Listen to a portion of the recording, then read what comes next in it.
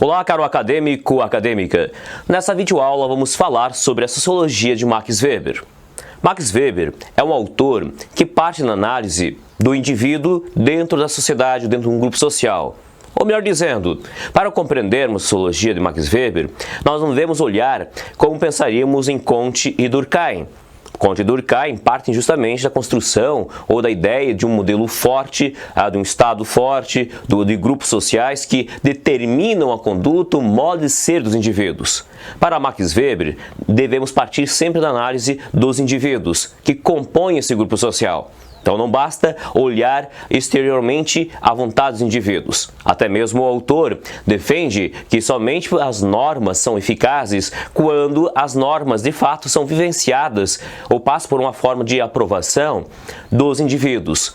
Do contrário, essas normas não são impostas. Então, desse modo, podemos observar uma grande diferença entre a sociologia de Max Weber com Comte e Durkheim. Então, devemos considerar isso. Por exemplo, nós podemos discutir na análise social, vendo o que motiva os indivíduos a agir. Quais são as motivações? Poderá ser um elemento racional, poderá ser o costume, as tradições, poderá ser um elemento emocional. Então são contraposições que o Weber observa em relação ao positivismo. E além do mais, para esse autor, não poderemos tratar os fatos sociais como coisas. Inclusive, a ciência social ela não pode ser vista como neutra, porque já pressupõe uma tendência subjetiva do autor que vai pesquisar. Então, é um elemento muito importante a ser considerado. Então, jamais poderemos tratar os fatos sociais, como diria um Durkheim, como coisas na perspectiva de Max Weber. Então, agora, o grande desafio para Max Weber, que trata-se justamente de buscar compreender a ação social, porque todos os indivíduos agem e nessa ação existe um sentido, um significado, e a ciência cabe justamente buscar compreender a ação social. E de fato devemos compreender a ação social que sempre está ligada no caso, a uma relação social. E aí vem a pergunta, qual a diferença entre ação social e relação social? Quando falamos de ação social, temos um sentido, um significado, uma motivação que corresponde somente ao indivíduo. Por sua vez, quando falamos da relação social, nós temos uma motivação, sentidos, significados que são compartilhados pelos indivíduos. Poderíamos citar como exemplo de relação social a busca, o estudo realizado por estudantes buscando tirar boas notas para passar no ano dentro da universidade. Então é um exemplo de relação social. Então, enquanto isso, a ação social pode ser simplesmente uma ação individualizada, alguém que pega uma informação em determinado lugar, buscando chegar ao seu destino. Então, seria, de fato, uma ação social e não necessariamente relação social. E o objeto da sociologia é buscar compreender a ação social quando isso implica ou está relacionada com a ação social. Então, torna-se importante de nós observarmos isso. O Max Weber, quando ele diz que o objeto da sociologia é a ação social, ele acaba trazendo alguns tipos de ação social. Entre as ações sociais descritas pelo autor, está a ação racional direcionada a um fim. Ou seja, a ação social ela tem uma motivação calculista, racional, é planejada, tendo um objetivo, uma meta. Porém, a ação social também pode ser uma ação racional, planejada, pensada, mas tem um objetivo, um valor, como por exemplo a honra. É uma ação social. Outro exemplo de ação social seria a ação afetiva. Essa depende do humor do sujeito. Por exemplo, um jogador de futebol que acaba sendo muito agressivo diante das circunstâncias do jogo. Foi uma ação que dependeu do humor dele, porque racionalmente ele acabou prejudicando o time.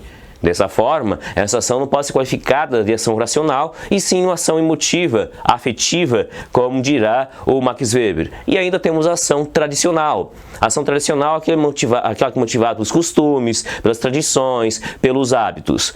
Então, dessa forma, o Weber ele menciona que nós podemos entender os motivos, os sentidos, a motivação da ação social. E cabe, no caso da sociologia, ciências sociais, em geral, buscar compreender a ação social. Isso que torna-se importante. Para ele não basta mais, não cabe a sociologia determinar, estudar como coisas, mas sim buscar um método compreensivo, porque a sociologia não trabalha com métodos exatos, mas trabalha com compreensão, com as motivações dos indivíduos sociais dentro do grupo social. Então devemos considerar isso, porque por mais que tenhamos elementos que são comuns a um grupo social, sempre existe uma esfera subjetiva das ações. Então devemos considerar esse elemento na perspectiva do Max Weber.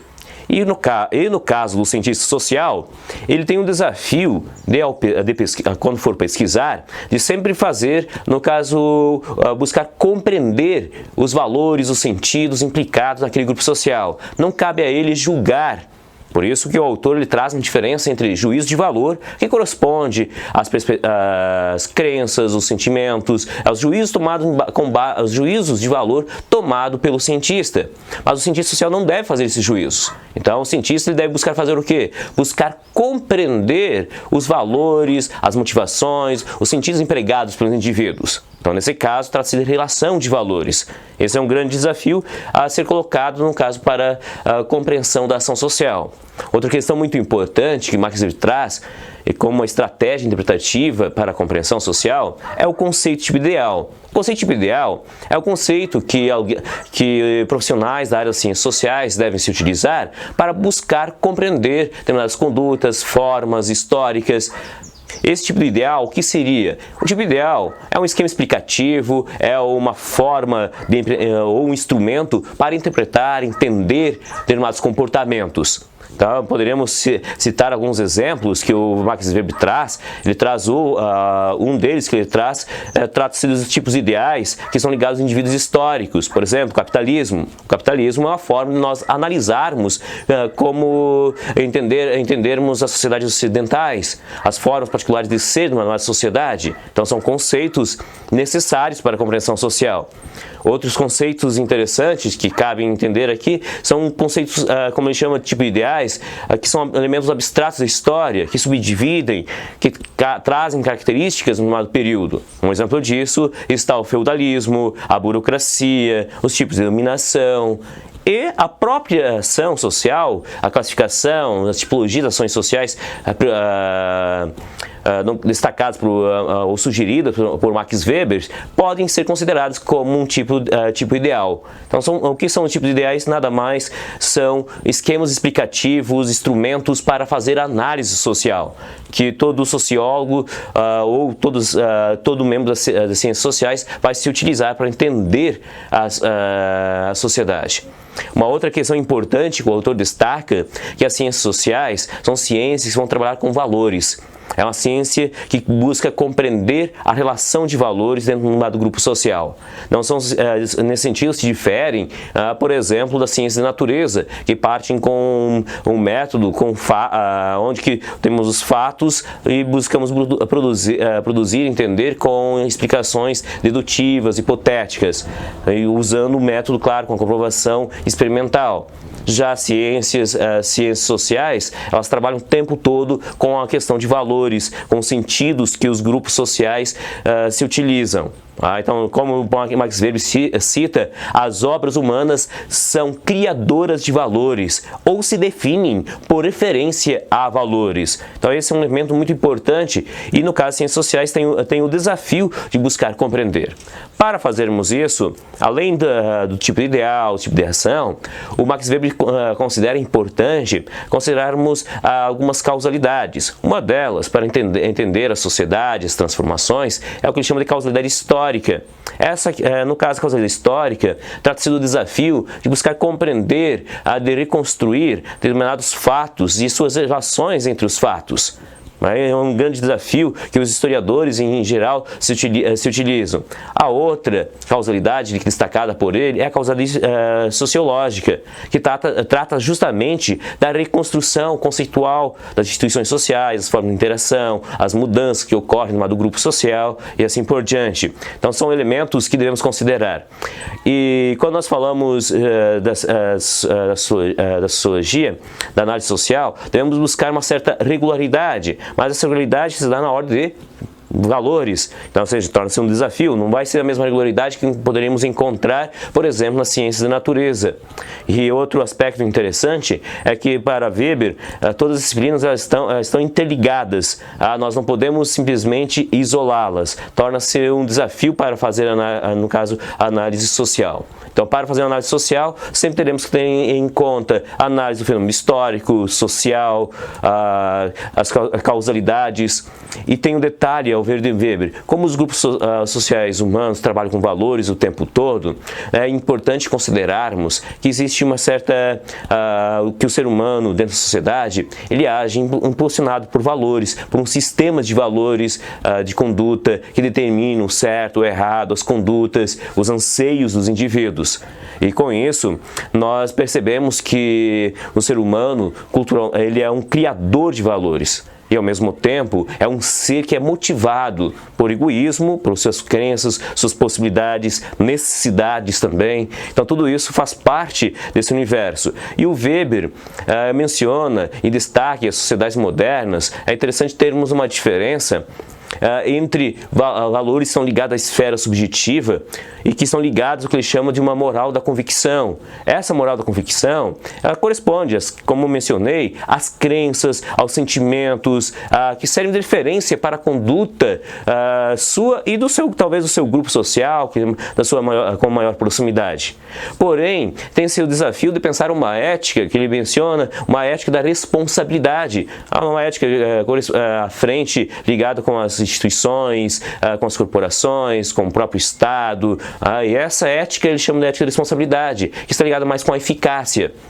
Poderíamos citar como exemplo, nós, quando pensamos no gestor público, não nos interessa que ele seja adepto dessa ou daquela religião. Nos interessa que ele justamente seja competente para a função que foi designado, no caso, foi eleito. Então, no caso, aqui o que se espera é uma ética da responsabilidade. Ele é responsável por essas ações e ele deve ser eficaz nesse sentido. Agora, para nós, não cabe julgar se ele vai ou não ao culto. Isso seria... no caso, correspondente à ética da convicção, das suas crenças particulares. Então, é uma distinção que o autor faz. E tem um outro detalhe: o autor menciona o seguinte, que o ser humano ele é construído, premiado de valores, e temos um detalhe: os seres humanos não são iguais. E aí ao mesmo tempo se influenciam constantemente. E é por isso que nós temos a figura do Estado. Porque o ser humano não é igual, é movido por sentimentos egoístas, por necessidades, e agora aparece a necessidade do Estado. E o próprio conceito de justiça vai estar ligado com isso, ou seja, o Estado ele é um agente que vai estar inibindo mais condutas. E, no caso, o Estado é fruto de uma construção social, de uma grande teia social, como veremos mais adiante.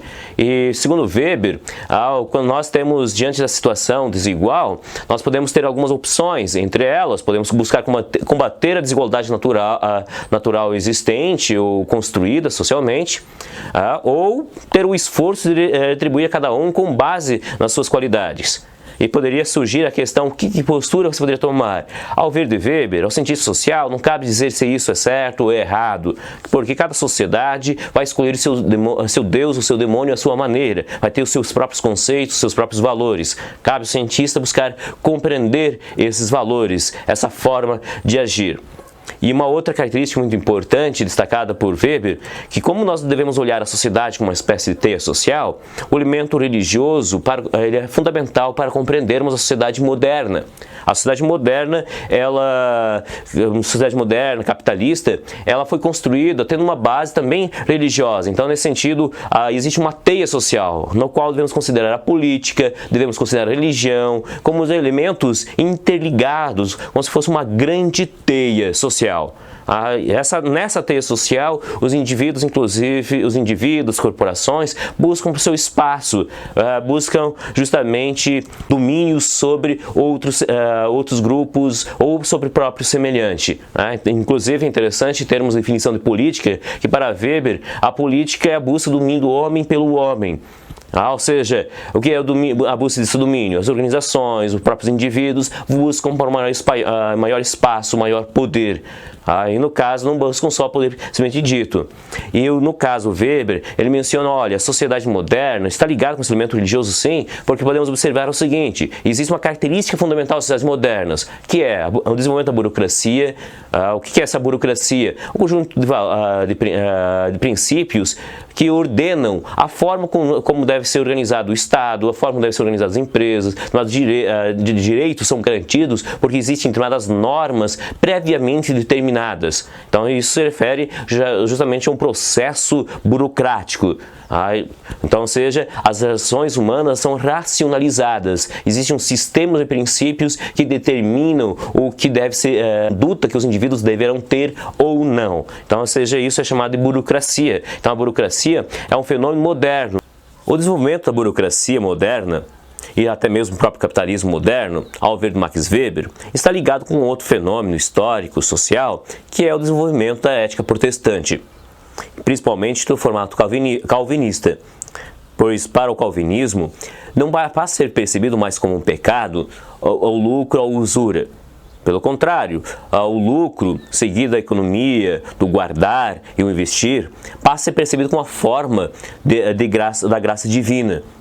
Então, dessa forma, passa a se desenvolver um processo de racionalização. O indivíduo, ao guardar, ele precisa racionalizar para investir do mesmo modo. E isso contribuiu, ao ver de Max Weber, para o desenvolvimento do capitalismo. Então, desta forma, a religião protestante tem uma grande importância.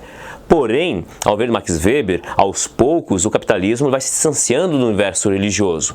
Então, inicialmente, a religião protestante, de fato, tem uma grande contribuição para o desenvolvimento do capitalismo e, aos poucos, a relação vai se tornando cada vez mais burocratizada, mais racional e chega a um contexto em que passamos a ter uma forma de relação de domínio do próprio Estado, construção do próprio capitalismo, em que o elemento religioso não necessariamente vai estar mais presente, mas ela desempenhou um papel fundamental nessa estrutura do espírito do capitalismo. E ao discutir sobre isso, um outro conceito que aparece importante para Max Weber está ligado ao conceito poder e domínio. Pois quando nós falamos da sociedade, é importante considerarmos que toda a sociedade existe processos normativos e esses processos se dão por uma relação de poder. Há um conjunto de ordenamentos, inclusive, que podemos destacar. Mas como que acontece isso? Para entendermos esses fenômenos, é importante considerarmos uma diferença que Weber mencionou, que é a diferença entre poder e domínio. Poder se refere à capacidade de influenciar outras pessoas, porém, é de maneira mais momentânea. Pois podemos imaginar um assaltante, ele pode ter, de fato, um poder sobre a sua vítima. Porém, ele não tem o que o Max Weber menciona, um domínio. Domínio é uma relação de senhor, há uma continuidade em relação à obediência, uma crença à obediência. Então, nós temos formas de domínios diferenciadas. Podemos falar do domínio, como ele menciona, o domínio carismático, tradicional ou racional. Quando falamos domínio racional, nós temos, tipicamente, a sociedade moderna, fruto justamente de uma construção social, com o surgimento do capitalismo, ao ver de Max Weber. Essa sociedade racional, essa dominação racional, ela se dá pela crença nas instituições, na legalidade externa, os títulos, então, ou seja, a obediência, a dominação, ela se constrói a partir da crença na legitimidade das regras, das leis que são determinadas previamente. Então, a conduta do indivíduo, ela segue uma das regras que são instituídas com antecedência. Então, passamos a confiar nessas instituições, nessa forma de dominação. Outra forma de dominação está ligada à tradição. A tradição está mais ligada com a questão dos costumes, dos hábitos. Então, construímos nessa situação de obediência movida pela tradição.